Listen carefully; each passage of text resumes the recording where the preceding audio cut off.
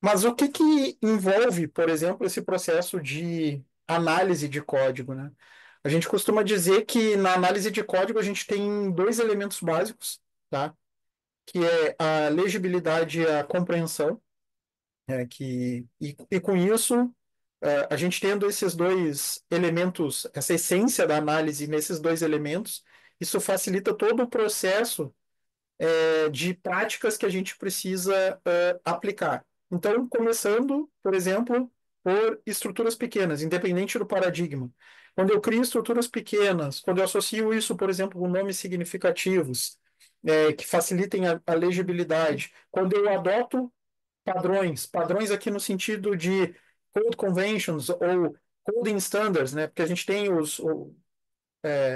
design patterns e nós temos os design standards. Esses design standards a gente está falando de code conventions, convenções de código, nomenclatura, tabulação, o significado das coisas, como a gente estrutura o nosso código. Tá? Isso faz muita diferença.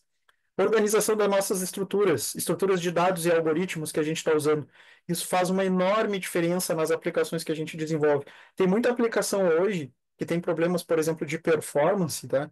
Que estão atreladas a má práticas de programação ou de usar estruturas de dados erradas.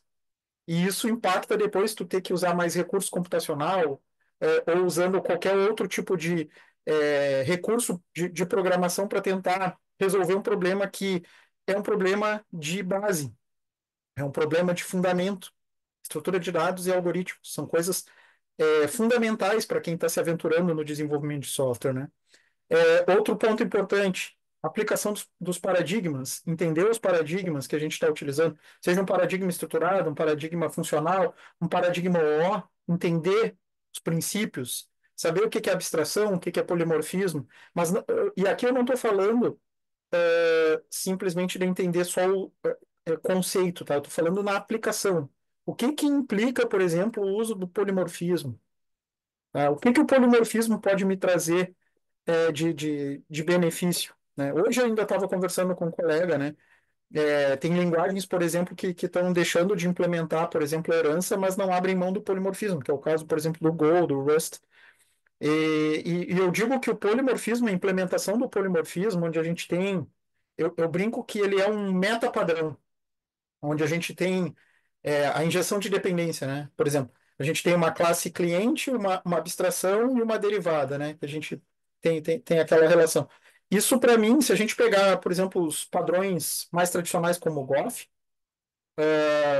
21 dos 23 padrões do GOF usam polimorfismo.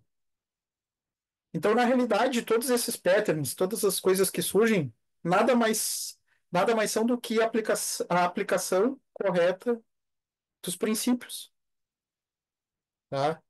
Usar da forma correta, polimorfismo, abstração, coesão, acoplamento, saber lidar com essas coisas. Separar as coisas para facilitar a nossa manutenção, né?